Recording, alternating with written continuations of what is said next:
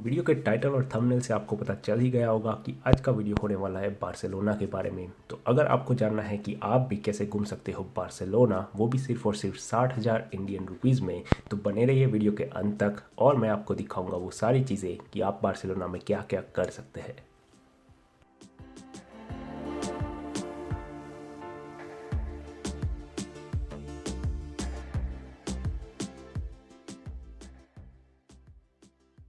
So let's start with the flight tickets. अगर आप travel कर रहे हैं दिल्ली या मुंबई से, तो आप देखेंगे मोमोंडो की या स्काई स्कैनर साइट पे, तो आपको पता चलेगा कि राउंड ट्रिप के लिए आपको पे करना पड़ता है 40,000 इंडियन रुपीज़। मुंबई से टिकट थोड़ी सस्ती है, लेकिन फिर भी हम लेके चलते हैं कि आप टिकट का पे कर रहे हैं 40,000 इंडियन रुपीज़। तो अब आप जानते हैं कि आप अपनी फ़्लाइट कैसे बुक कर सकते हो, लेकिन मैं आपको बता देता हूँ कि मैं इंडिया से ट्रैवल नहीं कर रहा था, बल्कि मैं ट्रैवल कर रहा था जर्मनी से। और मेरा सबसे नज़दीकी एयरपोर्ट है बाज़ल स्विट्ज़रलैंड। तो मुझे जर्मनी से जाना था पहले स्विट्ज़रलैंड, जिसके लिए ही मैंने यूज़ किया फ्लिक्सबस। और मैं वैसे भी बाज़ल जा ही रहा था, तो मैंने सोचा कि मैं वीडियो में आपको बाज़ल के रेलवे स्टेशन और एयरपोर्ट की थोड़ी सी झलक दिखा ही देता हूँ।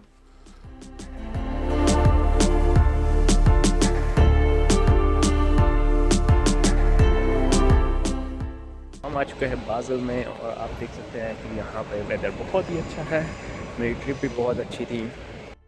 तो कुछ ऐसा दिखता है बाज़ल का मेन रेलवे स्टेशन, जहाँ पे होती है बहुत सारी शॉप्स और सुपरमार्केट्स। तो अगर आपको चाहिए टी, कॉफ़ी, ब्रेड और खाने पीने की कुछ और चीज़ें, तो आपको वहाँ पे सब कुछ मिल जाता है। और वहाँ पे होते हैं बहुत सारे लोग जो आपको हेल्प करते हैं आपकी ट्रेन या फिर आपके कनेक्शंस के लिए। लेकिन मुझे जाना था बाज़ल के एयरपोर्ट पे, तो मैंने ली टिकट एक बस की, जो कि है बस नंबर 50, जो आपको लेके जाती है बाज़ल के मेन रेलवे स्टेशन से बाज़ल के एयरपोर्ट की तरफ।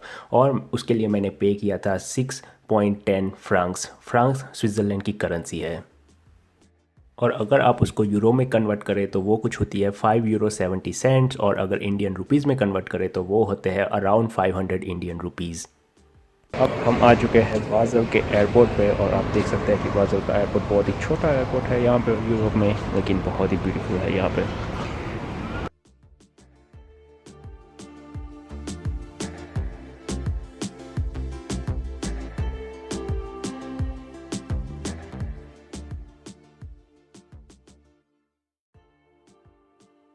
क्योंकि बाज़ल का एयरपोर्ट बहुत ही छोटा है, तो वहाँ दिखाने के लिए ज़्यादा कुछ था नहीं, तो मैं डायरेक्टली बढ़ गया अपनी चेक इन की तरफ। और चेक इन और सिक्योरिटी चेक ख़त्म करने के बाद मैंने देखा कि वहाँ पे है बहुत ही छोटा सा एक ड्यूटी फ्री एरिया, जहाँ पे आप खरीद सकते हैं चॉकलेट्स, अल्कोहल, पर्स या परफ्यूम और बहुत सारी ब्रांडेड चीज़ें। लेकिन मुझे तो कुछ ख़रीदना नहीं था, तो मैं बढ़ गया अपने अपने टर्मिनल की तरफ। और वैसे भी मेरे पास थोड़ा सा टाइम था, तो मैंने अपने थोड़े इंपॉर्टेंट कॉल भी उस टाइम पे ख़त्म कर दिए।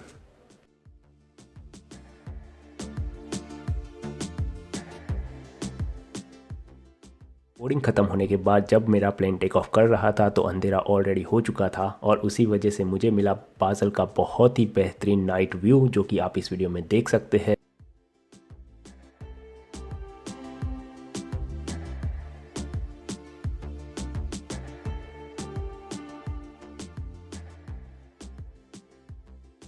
और मेरी फ़्लाइट थी तकरीबन 1 आवर एंड 30 मिनट, सो तकरीबन 1.5 घंटे में मैं पहुंच चुका था Barcelona, Spain. I have arrived in Barcelona and this is the Barcelona airport. Same as Basel, Barcelona के एयरपोर्ट पे भी उतना ज़्यादा रश नहीं था, और वहाँ पे बहुत ही कम लोग थे, तो मेरा सब कुछ प्रोसेस जल्दी से ख़त्म हो गया और फिर मैं निकल गया अपनी टैक्सी की ओर। और गाइज हम आ चुके हैं बार्सिलोना में, और मैंने टैक्सी बुक की थी। और अगर मैं बताऊं कि व्हाट अ कोइंसिडेंस, बार्सिलोना की टैक्सी में भी हमें अपने ही बंदे मिले और वो भाई साहब है पाकिस्तान से, और बहुत ही जेंटलमैन आदमी है। ट्रिप ख़त्म होने के बाद आपसे उनको मिलवाता हूँ। जो भाई साहब जो हमें यहाँ पे लेके आए, क्या नाम हसन आपका? नाम है। हसन नाम है, और मैं उनका नंबर और वो डाल दूंगा नीचे। अगर आप टैक्सी पे पैसे खर्च करना नहीं चाहते हैं, then I highly recommend you to use public transport. और पब्लिक ट्रांसपोर्ट में भी आपको दो ऑप्शंस मिलते हैं, either you can take Aerobus और यू कैन टेक मेट्रो। और दोनों ही ऑप्शंस के लिए आपको लेनी पड़ती है एक टिकट, जिसका नाम है एयरपोर्ट टिकट, और एयरपोर्ट टिकट की प्राइस है 5 यूरो 15 सेंट। सो अगर आप उसको इंडियन रुपीज़ में कन्वर्ट करते हैं, then it will be around 450 Indian rupees. अपने स्टे के लिए मैंने बुक किया था 5 दिनों के लिए एक्स मित्र नाम का एक 3 स्टार होटल जो कि है नॉर्थ ऑफ बार्सिलोना में। और आप रूम देख ही सकते हो कि it is like a normal 3 star hotel room, कुछ ज़्यादा कुछ था नहीं। एक डबल बेड, एक चेयर और एक टेबल और एक टेलीविज़न था और एक छोटा सा रेफ्रिजरेटर भी रूम में था। और रूम के विंडो से मिलता है आपको व्यू एक स्ट्रीट का। और रूम के अंदर ही है एक छोटा सा बाथरूम जिसमें है bath tub, wash basin, toilet and everything what you need. अगर आपको पैसे बचाने हैं तो मैं रिकमेंड करूंगा कि आप बुक कीजिए हॉस्टल। और अगर आपको जानना है हॉस्टल कैसे बुक की जाती है तो प्लीज़ जाके देखिए मेरा लास्ट वीडियो जिसमें मैंने सारे एकोमोडेशन के बारे में बात की हुई है, लिंक इन द डिस्क्रिप्शन। और मेट्रो की सफ़र कर सकते हैं या फिर किसी भी बस की सफ़र कर सकते हैं। तो चलिए मैं दिखाता हूँ कैसे आप टिकट ले सकते हैं। तो पहले आप यहाँ पे ये जो मशीन है यहाँ पे आप लैंग्वेज चेंज कर सकते हैं और यहाँ पे हम करेंगे इंग्लिश। और इंग्लिश में हम यहाँ पे देख सकते हैं कि कहाँ कौन कौन से टिकट ऑप्शंस है। लेकिन मैं आपको सजेस्ट करूँगा कि ये है टी casual, it is like 10 journeys और you have to pay, I think it's zone 1 that you have to take. And if you take zone 1, it's like for 10 journey you will pay €11.35. So like per journey around €1.25 or something. So like around ₹100 per journey. So this is the best ticket that I can recommend because in Barcelona you can walk around everywhere. इस ticket के अलावा आप ले सकते हैं होला Barcelona card, लेकिन मैं वो रिकमेंड नहीं करूँगा क्योंकि वो थोड़ा सा एक्सपेंसिव होता है और उसमें अनलिमिटेड जर्नीज़ इंक्लूडेड होती है। लेकिन बार्सिलोना सिटी इतनी छोटी है कि आप एक बार सिटी सेंटर पहुँच गए, वहाँ से आप पैदल पूरा बार्सिलोना घूम सकते हैं।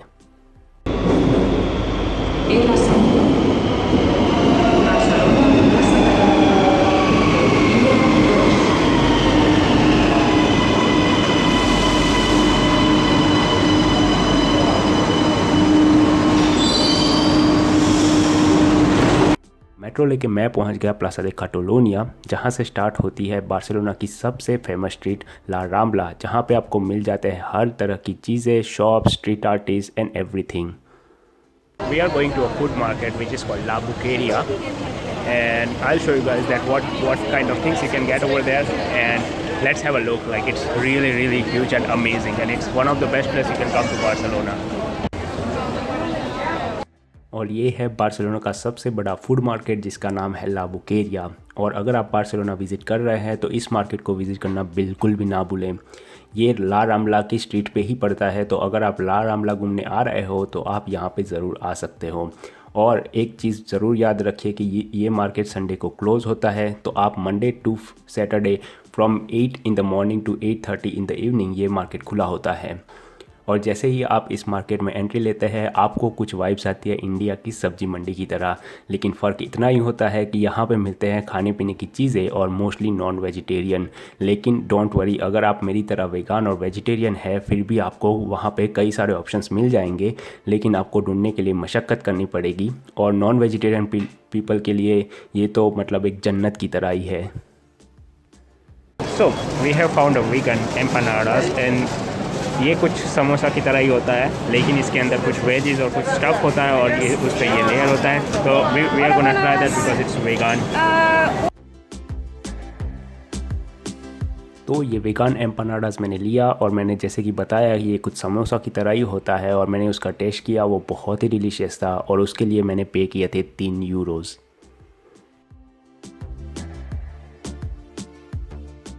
और वहाँ पे थी एक छोटी सी इंडियन स्पाइसेस की दुकान जो कि आप इसमें देख सकते हो और उनके पास थे सारे इंडियन स्पाइसेस।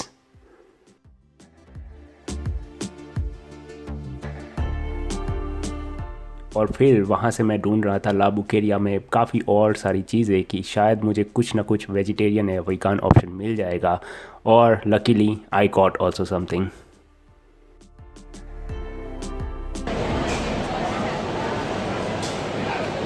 और यहाँ पे मुझे मिल गई कुछ पोटैटोज से मिली हुई आइटम्स।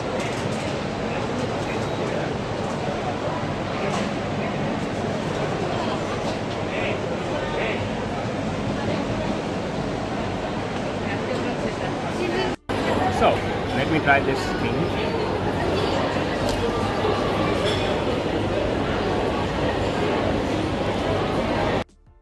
बुकेरिया ख़त्म करने के बाद मैंने देखा कि another famous place Barcelona cathedral वो भी वहाँ से वॉकिंग डिस्टेंस पे है, तो मैं निकल गया उसको देखने के लिए। और जब मैं उस स्ट्रीट्स पे जा रहा था तब मुझे एक और एम्पनाडास की दुकान दिखी और वहाँ पे एम्पनाडास बहुत ही सस्ते में मिल रहे थे, तो मैंने सोचा क्यों ना उसको भी ट्राई कर लें। This is our second empanada in Barcelona because I just loved it and I'm just thinking to try it again, and we just saw one shop with serving empanadas, so let's try it again.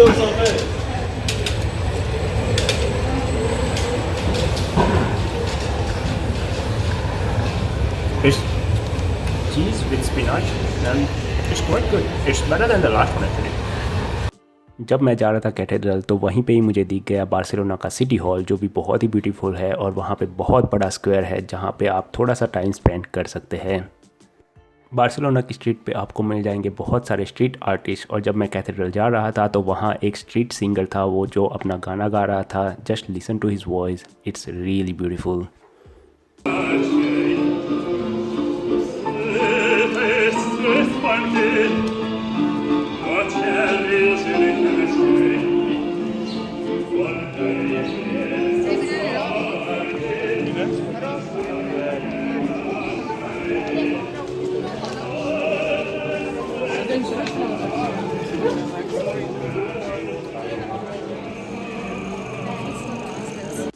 और वहाँ पे cathedral के आसपास भी बहुत सारी देखने की चीज़ें हैं, जैसे कि मैं यहाँ पे जा रहा था और देखा एक छोटा सा हाउस की तरह या फिर कुछ म्यूज़ियम की तरह है, और वहाँ पे बहुत ही बेहतरीन तरीके से ट्री और डेकोरेशन किया हुआ है। और आप अगर वहाँ पे जा रहे हो then please consider going over there. और ये है कैथेड्रल और ये बहुत ही ब्यूटीफुल है, बाहर से अंदर से भी बहुत ब्यूटीफुल है, लेकिन अंदर जाने के लिए आपको पे करना पड़ता है कुछ 11 यूरो का टिकट। लेकिन मैं आपको बता दूं कि अगर आप सुबह 10:30 बजे से पहले या शाम को 6:30 बजे के बाद यहाँ पे आते हैं तो आपको कोई भी टिकट पे करने की ज़रूरत नहीं है। और संडे को ये कैथेड्रल सिर्फ और सिर्फ प्रेयर्स के लिए ही खुला होता है, तो एज अ टूरिस्ट आप वहाँ पर नहीं जा सकते। बार्सिलोना की गलियों में आपको दिख जाएंगी ऐसी बेहतरीन से बेहतरीन बिल्डिंग्स, और जो कि बनाई गई है दुनिया के one of the most famous architect Anthony Goudie. और अगर आपको एंथनी गाउडी के बारे में ज़्यादा जानना है तो आप बने रहिए इस वीडियो सीरीज़ में, क्योंकि नेक्स्ट वीडियो में मैं आपको लेके जाऊंगा ला साग्रादा फैमिलिया, और वहाँ पे मैं एंथनी गाउडी के बारे में काफ़ी सारी आपको बातें बताऊंगा। तो अगर आपने अभी तक इस चैनल को सब्सक्राइब नहीं किया है तो कर लीजिए, और इस वीडियो को लाइक करना बिल्कुल मत भूलना। ये वीडियो हो रहा था बहुत ही लंबा, इसी वजह से इस वीडियो को यहीं पे ही अंत करते हैं, और मैं नेक्स्ट वीडियो में आपके लेके जाऊंगा बार्सिलोना के आर्क डे ट्रियम्फ, और ऑल्सो आपको दिखाऊंगा कि कैसी होती है बार्सिलोना की नाइट लाइफ और अलग अलग other destinations. So please consider subscribing this channel and see you in the next video.